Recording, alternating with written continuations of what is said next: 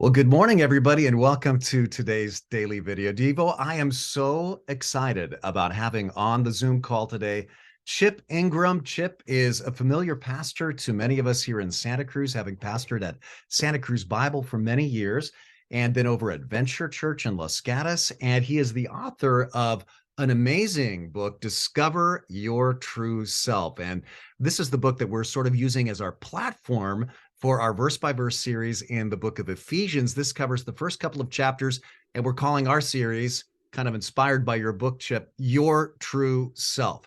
And I've got Chip on today because Chip is preaching this weekend, as I will be in Japan preaching at a missionary conference. We're so excited to have you here in person at all. I'm thrilled to be here, and Santa Cruz are old stomping grounds, and my son Eric and his family live there, go to Twin Lakes, so just absolutely thrilled to get to come and say hi and hopefully be of some help.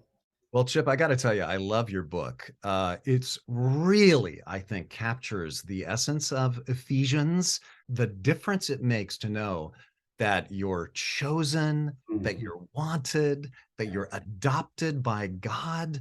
And we covered some of those things last weekend. And then you're coming in this weekend and you're looking at more of that beautiful first chapter, our redemption, and how, I mean, just looking at Ephesians chapter 1, verse 7, in him we have redemption through his blood, the forgiveness of our sins according to the riches of his grace, which he lavished on us. I love that God doesn't stingily, parse out grace to us. He lavishes his grace on us. But one of the things I love about your book is you talk about very personally about how these truths changed your life. Well, I think they work out pretty much the same in all of our lives. Is we are made to be significant, to be valuable, to matter, and we all know that. And so we have family of origins, and you learn pretty early on this is what makes you valuable. And for some, you got to be an athlete, or it's pretty, or you need to be smart, or get into this school or that school, or work really hard, or if you earn a lot of money. I mean, all those messages, or you're funny, or you need to be big and strong or really skinny. And so we go through all that, but there's no end to chasing it. And in my personal story, my dad went through a rough time through World War II. I mean, really horrendous Guam, Iwo Jima, Purple Heart. And so he was a very functioning, but he was an alcoholic. And no matter what I did, his love language was, I'll help you be successful because then you'll really be happy. So if I got 4 A's and a B, we're going to talk about that B. If I went 2 for 4 at the bat, it's like, how many times have I told you on that curveball? That's why you grounded out. And so that view of God.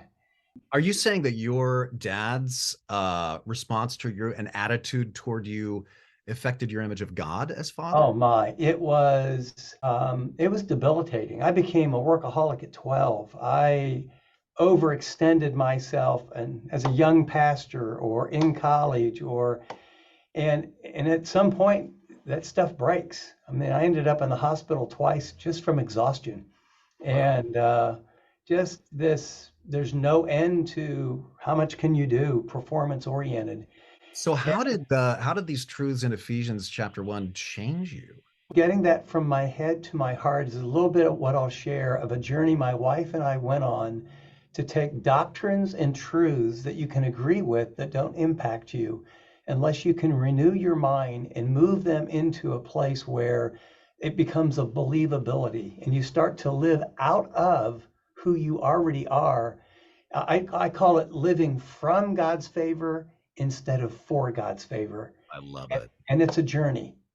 Well, you all can probably tell it's going to be dynamic as we hear about that journey this weekend. I want to invite you all Saturday night at 6 p.m., Sunday morning at 9 and 11.